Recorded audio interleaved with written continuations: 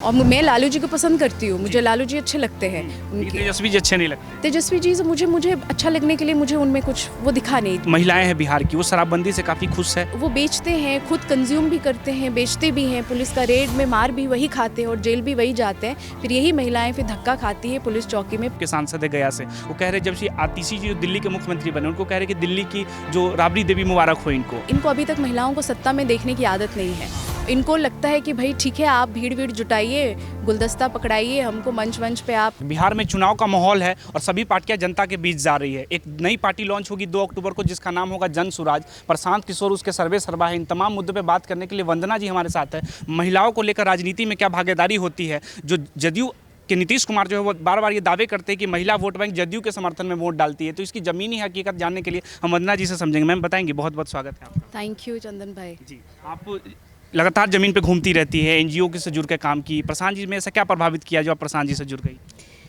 देखिए, प्रशांत जी से पहले जनसुराज से मैं प्रभावित थी। जनसुराज की जो पूरी परिकल्पना है, एक बहुत बड़ा पॉलिटिकल वैक्यूम रहा है यहाँ पे काफ़ी सालों से, और नए एक विकल्प की तलाश थी। बहुत जैसे हमारे जैसे युवा जो थे वो बहुत ही डिसकंटेंट थे कि जिस तरह से काम चल रहा है, एडमिनिस्ट्रेशन चल रहा है, पॉलिसीज़ कुछ भी लग नहीं रहा था कि कुछ नया कुछ हो रहा है, और लग रहा था कि कोई नई पार्टी, कोई नई व्यवस्था, कुछ नए लोग आए और इस प्रयास को करें। पॉलिटिकल वैक्यूम की अगर बात करें तो कहाँ लगता है बिहार पीछे छूट गया, जो एक बीमारू राज्य बन के रह गया, बस लेबर स्टेट बन गया कि लेबर यहाँ से जाएंगे दिल्ली, पंजाब, हरियाणा काम करेंगे, पर लेकिन अस्तित्व बिहार का कुछ नहीं होगा। देखिए, बिहार में एक तो मतलब जो जनसुराज में 2-3 मुद्दे हैं जिसकी सबसे ज़्यादा चर्चा होती है कि यहाँ पे रोज़गार नहीं है, उसकी वजह से पलायन है। रोज़गार इसलिए नहीं है क्योंकि यहाँ के जो स्टेट पॉलिसी में हमारे जो नेता है वो कुछ ऐसा रोज़गार के लिए कुछ अलग से कुछ कर नहीं पा रहे। सेंट्रल सरकार की जो कमी है रोज़गार को, ये तो पूरे देश में ये व्यथा है ही कि रोज़गार की कमी है, सिर्फ बिहार की नहीं है, लेकिन बिहार में ख़ास तौर से रोज़गार की कमी है। हमारे पास ज़मीनें कम है, पर हाउस होल्ड ज़मीन हमारे पास कम है, तो खेती हमारी कमाने खाने तक ही सीमित है, कमाने वाली है नहीं, कैश क्रॉपिंग हम करते नहीं है। तो हमारे पास बिज़नेस के लिए हमारे पास सुविधा इंफ्रास्ट्रक्चर है नहीं, पॉलिसी है नहीं। भ्रष्टाचार इतना है कि एक कागज़ बिना पैसे खर्च किए हुए एक कागज़ अब दाएं से बाएं नहीं कर सकते हैं। ऐसे में अगर कोई बिज़नेस शुरू भी करना चाहे, मेरे बहुत सारे दोस्त हैं जो बिज़नेस शुरू करना चाहते थे बिहार में, लेकिन उन्होंने हाथ जोड़ लिए कि भाई कि यहाँ तो कुछ नहीं हो सकता, वो चले गए। तो ये सारी चीज़ें सिर्फ तिड़कमबाजी से कि इस पार्टी ने इसके साथ गठबंधन कर लिया, इसने ये कर लिया। चुनाव के 6 महीने पहले बड़ी बड़ी रैलियां हो गई, भीड़ इतनी, इनकी रैली में इतने भीड़ आई, इनकी रैली में इतनी भीड़ आई, और फिर आप गांधी मैदान में और बड़े बड़े इस बापू सभागार में कुछ फैंसी 2-3 कार्यक्रम वर्कशॉप कर लेते हैं, ट्विटर फेसबुक पे आप डाल देते हैं। इससे तो कुछ ज़्यादा बदलने वाला नहीं है। मैं इसी वैक्यूम से मेरा मतलब ये है कि यहाँ पे हर गली में बिहार में नेता है, नेता की कमी नहीं है। अच्छे नेता जो अच्छा पॉलिसी स्टेट के लिए सोच पाए और उसको इम्प्लीमेंट करने की शक्ति रखते हो, इच्छा रखते हो और समझ रखते हो, वैसे लोगों की ज़रूरत है। तो राजनीतिक जानकार यही कहते हैं, जैसे आपने कहा कि हर गली में नेता है, कहते हैं हर हमेशा राजनीतिक इनसे जितना बतिया लो बतिया लेंगे, लेकिन जब विकास की बात आएगी, डेवलपमेंट की बात आएगी, तो अपनी जाति ढूंढ कर उनको चुनाव में वोट डाल देते हैं। नहीं, एक तो ये जाति वाला, तो मुझे वो जाति के इर्द गिर्द तो मुझे लगता है कि समाज में जाति रियलिटी है, तो लंबे समय तक जाति के आधार पर ही वोटिंग होगी। अब जनसुराज में भी हम जो सीट का वितरण कर रहे हैं उसमें भी इस समीकरण का ध्यान रखा जा रहा है, तो मेरे लिए कोई बहुत बड़ा वो नहीं है। सारे लोग कहते हैं कि बिहार में बहुत जातिवाद है, हर जगह जातिवाद है और हर जगह जाति के आधार पर वोटिंग होती है। रही बात कि यहाँ पे लोग बहुत चर्चा करते हैं राजनीति के ऊपर, फलाने नेता ने ये कह दिस, वो कह दिस, लेकिन उसके बाद उनको कहे कि चलिए आपके पंचायत में ये मुद्दा है तो इस पे थोड़ा बात करते हैं, इस पे काम करते हैं। आप ग्राम सभा नहीं लगता है तो थोड़ा मुखिया नहीं, उस पे नहीं, बोले नहीं, जो हो रहा है भगवान भरोसे चल रहा है। तो लोग खुद इतने हताश और निराश हो चुके हैं कि एक आप समझिए कि एक डेमोक्रेसी फंक्शनल कैसे होगा, एक लोकतंत्र फंक्शनल अच्छी तरह से क्यों चलेगा। सिर्फ ऊपर अच्छे नेता सजने से नहीं होता है, जब उसके लोग, उसके नागरिक जब तक उस प्रजातंत्र में, उस लोकतंत्र में पार्टिसिपेट नहीं करेंगे तब तक वो नहीं होगा। तो यहाँ के लोगों ने अपना कदम पीछे खींच लिया है, वो पार्टिसिपेट नहीं करना चाहते। उनको लग रहा है भाई जितना मिल रहा है उतना आने दो, बाकी जो नहीं मिल रहा है तो हमारा तो काम चल ही रहा है, भगवान भरोसे है। आप क्षेत्र में जाती था, वो क्या लगता है, महिलाएं ज़्यादा राजनीति से जुड़ती नहीं हैं, आपको तो जिम्मा भी दिया गया है कि समाज में महिला जो राजनीति कर रही है उनको चुन कर लाइए एक प्लेटफॉर्म पे। देखिए, महिलाएं राजनीतिक जो राजनीति से हमारी समझ है वो राजनीति हमारे वो पार्टी पॉलिटिक्स वाले राजनीति हम समझते हैं, है ना। लेकिन महिलाएं बहुत पॉलिटिकल है। आप महिलाओं से घर परिवार के बारे में बात कीजिए, राशन पानी के बारे में बात कीजिए, कौन सा सामान कितने दाम पे मिलता है, आपको उनकी भाषा, उनकी समझ के हिसाब उनकी भाषा में बात करना पड़ेगा। आप बड़े शब्द और जीडीपी और ये सब जाके गाँव में बात कीजिएगा तो नहीं बता पाएंगे। लेकिन उनसे पूछे ना कि ये सामान आप इतने में लाती थी 2 साल पहले, 5 साल पहले कितना दाल का अरहर का क्या दाम था, अभी क्या है, तो वो बताएंगी और अच्छे से वो बताती है। वो समझते हैं कि महंगाई बढ़ गया, वो समझते हैं कि मेरे बेटे को रोज़ी रोटी नहीं मिल रहा है, मेरे बेटे को बाहर जाना पड़ता है, मेरी बहू को, मेरे बच्चों को ये दिक्कत है। महिलाएं बिल्कुल पॉलिटिकल है, पॉलिटिकल का मेन स्ट्रीम पॉलिटिकल में नहीं है, चुनाव नहीं लड़ती हैं, किसको वोट दे, कौन नेता क्या है, ये सब नहीं समझती है, क्योंकि महिलाओं के बीच में इस तरह की जागरूकता और इन्फॉर्मेशन का अभाव है। तो यही तो कहा जाता है कि महिलाएं तो तय ही नहीं कर पाती कि हमें वोट कहाँ डालना हो, तो उनके पति तय करते हैं कि वोट कहाँ देंगी महिलाएं। तो ऐसे बीच में कैसे कन्विंस कर पाएगी उनको, आप कर पाएंगी कि जनसुराज के पक्ष में वोट डालें? मैं ये इसको बिल्कुल नहीं मानती कि महिला तो फिर ये नीतीश जी को के बारे में क्यों कहा जाता है कि भाई नीतीश जी को महिलाएं वोट कर रही हैं, तो वो पति के कहने पे वोट कर रही हैं, या नीतीश जी को महिलाएं वोट करके जिताती है। दिल्ली में कहा जा रहा है कि दिल्ली में अरविंद केजरीवाल को भाई मानती है, उन्होंने रक्षाबंधन पे कुछ ये तोहफा दिया, बस फ्री कर दिया। तो ये अगर महिलाएं इतनी राजनीतिक शून्यता में हैं तो इतने सारे अभी अब देखिए महिलाओं को एज अ वोट बैंक सारी पार्टियों ने एक्सेप्ट कर लिया है कि एक बड़ा सा वोट बैंक का चंक है हमारे पास, और उसके लिए वो अलग अलग अब ज़्यादातर पार्टियां देखिए कैश ट्रांसफ़र कर रही है डायरेक्ट।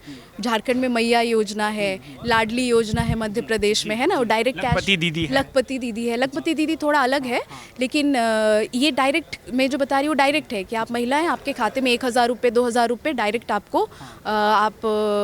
आपको ट्रांसफ़र हो जाएगा। तो ये क्यों कर रही है पॉलिटिकल पार्टी ये क्यों कर रही है, अगर उनको लगता है कि वोट बैंक नहीं है। और आप अगर इस बात को भी छोड़ दीजिए, अगर आप सिर्फ वोटिंग परसेंटेज में भी देखिएगा तो वोटिंग परसेंटेज में आप देखिए ना, महिलाएं पहले से लगातार उनकी प्रतिशत बढ़ रही है, जो घर से बाहर आकर बूथ तक जाके वोट दे रही है अपने पसंद के नेता को। हाँ, ये इसमें कोई मतलब इसको मानने में कोई वो नहीं है, ये सच्चाई है कि अभी भी ज़्यादातर जो महिलाएँ हैं अपने परिवार में, अपने समाज में किसको एक भावना बनती है, एक धारणा बनती है कि किसको इस बार वोट देना है, और उससे वो उस समझ को बना करके वोट देती है। लेकिन अगर इस चीज़ को हम लोग पॉलिटिकल एजुकेशन उनको करें, उनको जागरूक करें, तो वो बिल्कुल ये समझने के लिए वो बिल्कुल रेडी है, तैयार है। हम उन तक पहुँचे नहीं हैं, हमने उनके साथ वो पॉलिटिकल एजुकेशन वाली डायलॉग बातचीत करी नहीं है कि वो समझ पाएँ।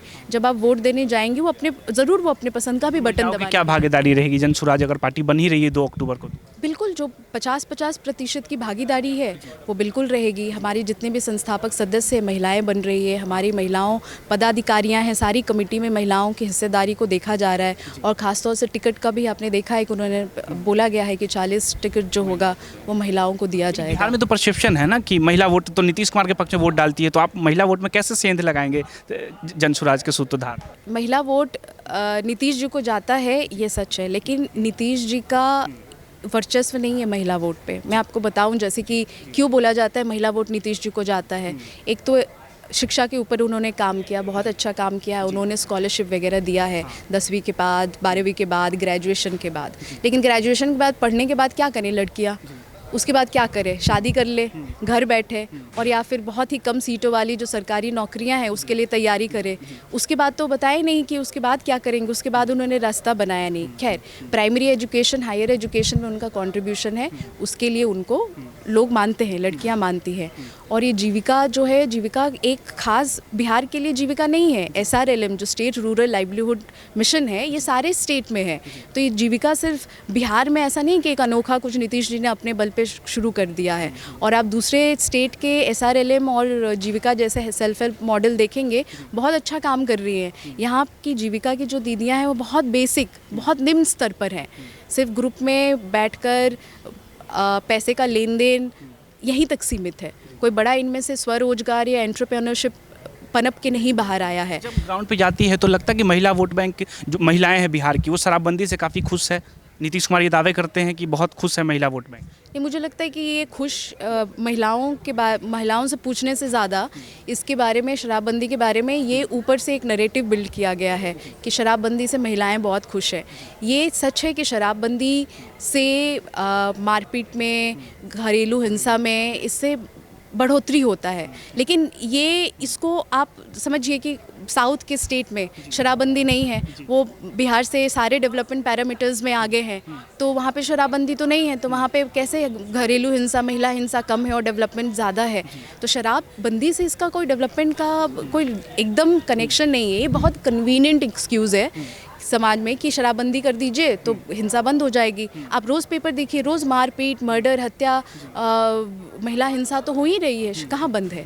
और इनफैक्ट शराबबंदी से अब धीरे धीरे जब महिलाओं के साथ जब बातचीत करेंगे, आप समझेंगे, तो इनफैक्ट वो ये कह रही हैं कि भाई शराबबंदी के बाद तो, और ख़ासतौर से गरीब परिवार की महिलाएं, कि घर में जो शराब पति जो 50 का पीता था अब वो 100 का पौवा लेकर के आ रहा है, जहरीली शराब पी रहा है।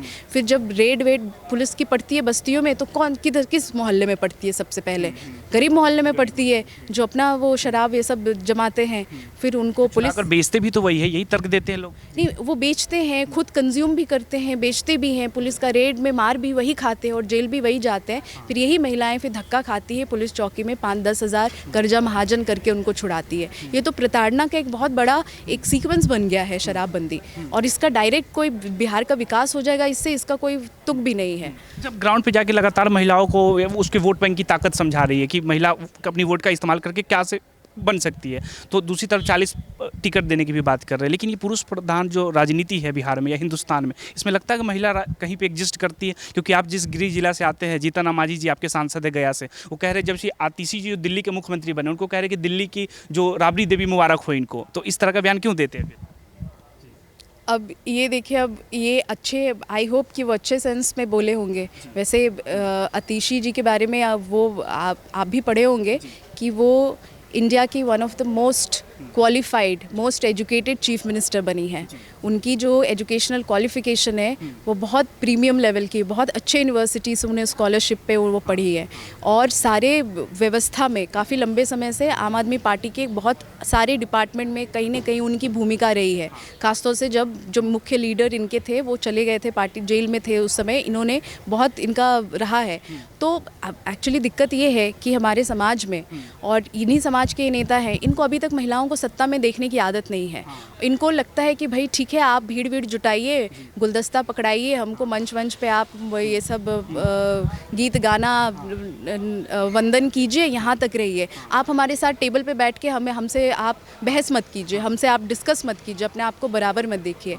और यही मानसिकता है कि जब भी कोई महिला बनती है तो आप देखिए कि ये मानसिकता नीतीश कुमार भी कहे, नीतीश कुमार विधानसभा में कहे, आरजेडी की विधायक थी, उनको कहा कि आप बजट क्या समझ सकती है, बजट उसकी समझ नहीं होती। उन्होंने कहा कि तुमको क्या समझ है, तुम महिला हो, चुप बैठो। तो उन्होंने अपने, आप सोचिए कि एक चुनी हुई जनप्रतिनिधि थी ना महिला विधायक, उसको आप सभा में, विधानसभा में आप कह रहे हैं कि आप चुप बैठो। आप कहते हैं कि तुमको समझ नहीं है, आप कम हो सकते हैं, लेकिन उन्होंने क्या किया, महिला हो तुमको क्या समझ है। तो उनके हिसाब से उनको लगता है कि महिलाओं को इतनी समझ नहीं है। तो आप जैसे पहले पूछ रहे थे कि महिला इतनी वोट देती हैं, तो इतनी बिहार की महिलाएं बेवकूफ़ नहीं है, आपको वोट दे रही हैं, आपको जिता रही हैं। आप तो सरेआम तो आप तो निरादर कर रहे हैं, तो इतना इज्जत आपको दे रहे हैं, तो थोड़ा आप भी महिलाओं को दीजिए। आपने बस उनको एक लाभार्थी के तौर पर सीमित कर रखा है नीतीश जी ने, और ज़्यादातर जो पार्टियों ने। या तो फिर आप वोट बैंक की तरह हमें देखते हैं, या मात्र आप लाभार्थी की तरह देखते हैं। आप को डिसीजन मेकर की तरह हमको नहीं देखते हैं। और इसलिए आपको जब सत्ता में महिलाएं आने की कोशिश करती है, या कोई गलती से कोई किसी तरह से आ भी जाती है, तो आपको फिर वो खटकने लगता है, फिर आप कुछ ऊपर नीचे उनके बारे में बयानबाजी करेंगे। इस चुनाव में जन स्वराज का सबसे बड़ा राजनीतिक विरोधी कौन लग रहा है? आरजेडी लग रही है, जदयू लग रही है, भाजपा लग रही है, किससे लड़ाई है? नहीं देखिए, मैं तो जुड़ी हूँ तो मैं अपना कहूँगी, क्योंकि अलग अलग लोग हैं वो अपना कहेंगे। मैं इसलिए जुड़ी हूँ क्योंकि मैं चाहती हूँ कि 25 की लड़ाई जो है वो बीजेपी के खिलाफ हो। यहाँ बीजेपी के खिलाफ बिल्कुल बीजेपी के खिलाफ हो। और बीजेपी यहाँ भी सरकार है, केंद्र में भी सरकार है। पिछले 10 साल में उन्होंने जिस तरह से जो भी काम किया है, उसमें से एक भी ऐसा काम नहीं है जिसको हम कह सके कि बिहार के लोगों को फ़ायदा हुआ है। राम मंदिर बनवाया तो हमें क्या हुआ, 370 हटा तो हमें क्या हुआ। यहाँ के लोगों का भी ये दिक्कत है। ये जो प्रशांत जी सारे जगह पे घूमते हैं और ये जो लोगों को कह रहे हैं कि आप जो जिस चीज़ के लिए वोट दे रहे हैं वो चीज़ तो आपको सरकार दे ही रही है, तो आप राम मंदिर बन गया तो आप राम का भजन कीजिए, आपका पेट भर जाएगा फिर उससे। आप भी गुजरात में जाकर काम की, गुजरात मॉडल को लेकर बहुत बात होती है। लगता है गुजरात मॉडल की जो इतनी चर्चा हो रही है, ज़मीनी हकीकत में क्या लगता है, कुछ ऐसा या फिर ऐसा परसेप्शन जनरेट करती है? भाई गुजरात मॉडल जो है मेरे मेरे हिसाब से दो चीज़ मुझे वहाँ पे, देखिए कोई भी मॉडल में अच्छी भी है खामियां भी है। दो जो सबसे अच्छी चीज़ मुझे लगी वहाँ पे इंफ्रास्ट्रक्चर अच्छी है, सड़कें अच्छी है, बिजली पानी की व्यवस्था है, क्योंकि वो मूल रूप से एक बिज़नेस कम्युनिटी रही है। तो जहाँ पे बिज़नेस कम्युनिटी होगी वहाँ पे बेसिक इंफ्रास्ट्रक्चर अच्छा रहेगा। ये प्रधानमंत्री भी तो उसी स्टेज से आते हैं। उसी नहीं, उनके पहले से बिजली पानी की जो है वो कांग्रेस की जब बीजेपी में गुजरात में सरकार थी तभी से ये इंफ्रास्ट्रक्चर का काम शुरू हो गया था। ये सारा क्रेडिट जो है एक सरकार, ऐसा लगता है कि पहले सारे लोग मोमबत्ती जला के लालटेन जला के रहते थे और सड़क नहीं थी, फिर मोदी जी की सरकार आई और फिर पूरे 5 साल में उन्होंने पूरे राज्य में सड़क, ऐसा नहीं है। लेकिन जो मुझे वहाँ पे कमी लगी कि ऊपर से बड़ा सुंदर है ना, मतलब आप गुजरात जाएंगे तो आपकी आंखें चकाचौंध हो जाएगी। चौड़ी सड़कें, उस पर रात भर बिजली है, तेज़ बड़ी बड़ी गाड़ियाँ घूम रही है, आपको कहीं पे साफ़ सफाई है, कचरा गंदगी नहीं है।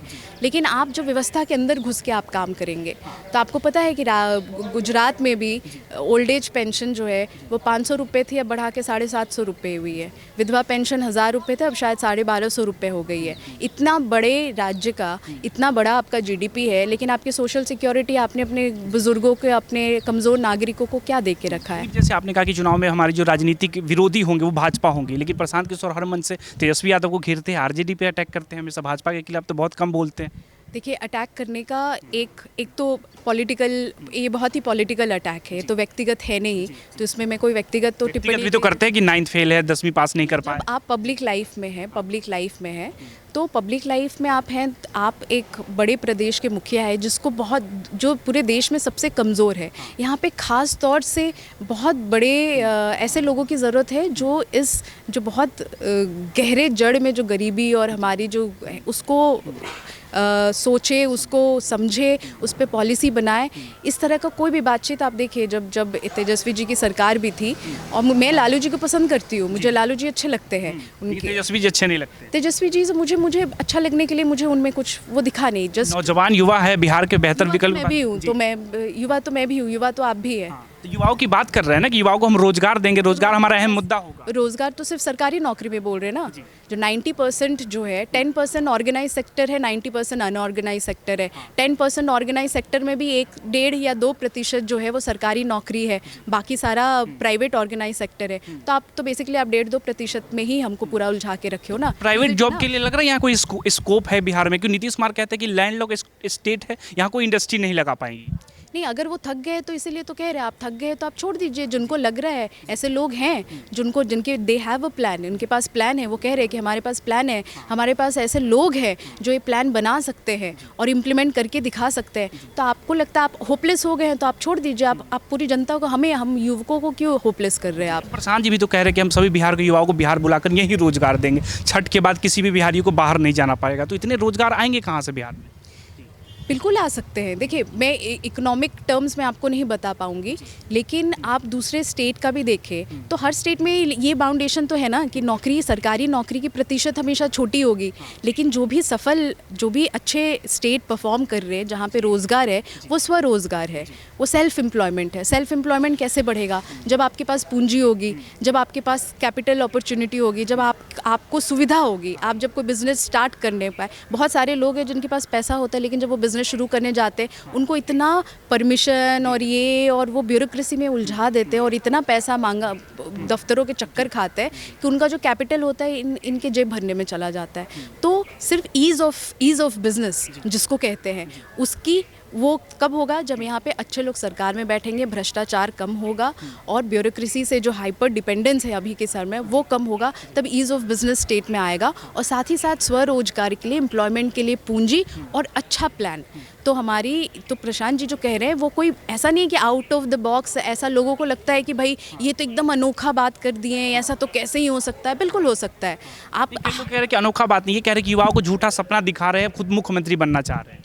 नहीं, मुख्यमंत्री बनना चाह रहे नहीं बनना चाह रहे वो अलग बात है, लेकिन ये बिल्कुल झूठा नहीं है। आपका विजन इतना, आप इतने शॉर्ट साइटेड है कि कोई आके कह रहा है आपको कि नहीं ये काम हो सकता है, तो आपको लग रहा है कि नहीं हो सकता है। कैसे नहीं हो सकता है? आप पंचायत में देखिए, पंचायत स्तर में कितने तरह के काम हो सकते हैं। आपको कहीं भी नरेगा का काम यहाँ नहीं दिखेगा, है ना। नरेगा के अंतर्गत भी इतने काम आप करवा सकते हैं। हर पंचायत का लेबर बजट बनता है, ठीक है, उसमें जो गरीब परिवार है उसको अपने गाँव में ही रोजगार मिल जाएगा। आपको तो 100 दिन की तो गारंटी है नरेगा में काम का। 100 दिन का गारंटी है, मतलब 9,000 रुपये आपके कहीं नहीं गए अगर आपने 3 महीने काम कर लिए नरेगा में। उसके अलावा हर गांव में आपका पोखर है, तालाब है, आप मछली पालन की व्यवस्था की। जब झारखंड में बगल में देख लीजिए, वहाँ पे फिशरीज़ का काम बहुत बढ़िया चल रहा है कुछ कुछ ज़िलों में, है ना। वहाँ पे सरकार फिशरीज़ की ट्रेनिंग देती है, तालाब खुदवाती है, वहाँ पे मछली पालन करते हैं और फिर वो बिज़नेस करते हैं। ऐसे छोटे छोटे बिज़नेस बहुत सारे कर सकते हैं। उसके लिए बहुत ज़मीन की ज़रूरत नहीं है। आप कैश क्रॉपिंग कीजिएगा तो कैश क्रॉपिंग अगर लोग कर भी ले, एक तो जानकारी नहीं है,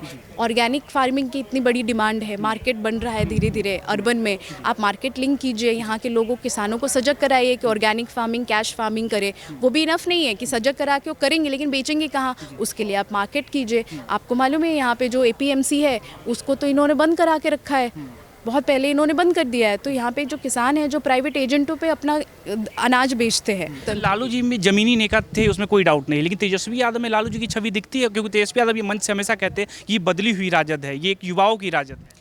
देखिए, मैं तेजस्वी जी को फॉलो नहीं करती हूँ और मुझे कभी कोई ऐसा कारण भी नहीं मिला जिससे मैं उनके प्रति आकर्षित हूँ या कारण है वो आपके राजनीतिक विरोधी होंगे चुनाव में, तो बिना राजनीतिक विरोधी को जाने आप कैसे स्ट्रेटजी तैयार करेंगे कि इसको हम हराएंगे कैसे? नहीं, देखिए, वो पॉलिटिक्स के समय चुनाव अभी बहुत दूर है। यहाँ पे जो अभी लोग चुने हैं, वो जब चुनाव आएगा तो हारने जीतने की बात होगी, वो स्ट्रैटेजी बनेगी किसको कैसे हराना है। बात तो यहाँ पे उससे बड़ी बात हो रही है ना कि जब जिसकी भी सरकार आए, इसमें जो प्रदेश में जो 4-5 चीज़ें जो सबसे ज़रूरी है उस पर कैसे काम होगा और कौन काम करेगा बेहतर। मुझे तेजस्वी जी के, मैं फॉलो तो करती हूँ, पॉलिटिक्स में इंटरेस्टेड रही थी, मुझे सरकारी नौकरी और रोज़गार के अलावा मुझे ऐसा कोई काम उनका नहीं लगा जो उन्होंने बहुत बढ़िया किया हो या करने की उन्होंने घोषणा करी हो। तो ये लैक ऑफ इमेजिनेशन उनके पार्टी में है।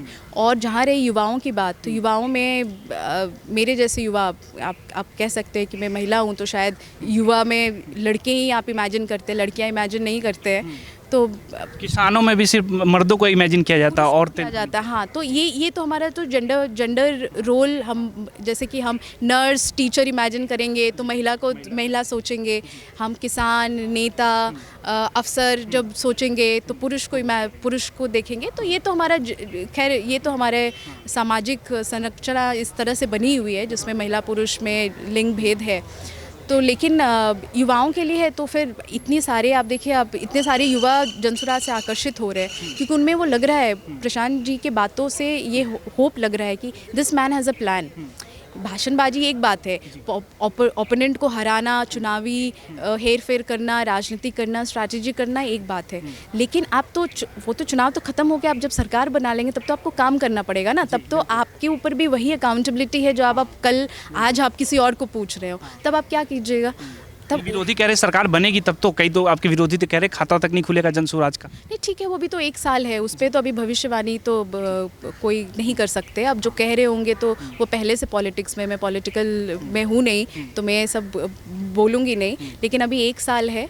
और मेरा एक जो सबसे ज़्यादा एक चीज़ में जो विश्वास है कि बहुत ही साधारण लोग कभी कभी बहुत असाधारण काम कर सकते हैं। तो बिहार के सबसे गरीब, सबसे साधारण, जिनको लगता है कि भाई इसको तो क्या ही समझ है, क्या ही कर पाएगा, ऐसे बहुत बड़ी संख्या में लोग जब इकट्ठा होंगे तब वो बहुत असाधारण काम कर सकते हैं। तो जो अभी ऐसा लगता है कि ओह दिस इज़ इम्पॉसिबल, ये तो हो ही नहीं सकता है, लेकिन अगर लोग, यहाँ के लोग समझ जाएं और सचमुच में हम उनके इमेजिनेशन, उनके होप को वापस से, जो निराशा को आशा में बदल पाए और कहें कि हाँ इस पार्टी से या इस दल से आपके कुछ जो काम है जो नहीं कोई पार्टी कर पा रही, हम कर पाएंगे, तो वोट मिलेगा। हाँ। तो आप सुन रहे थे वंदना जी को, जो जनसुराज की तरफ से अपना पक्ष रख रहे थे कि इस चुनाव में महिलाओं की कितनी भागीदारी होगी। बिहार की राजनीति को लेकर आप क्या सोचते हैं, और बिहार में जो बाकी पार्टियां हैं वो महिलाओं को लेकर या लड़कियों को लेकर, बिहार को लेकर क्या विजन रखते हैं, आप अपनी राय में ज़रूर बताएं। धन्यवाद।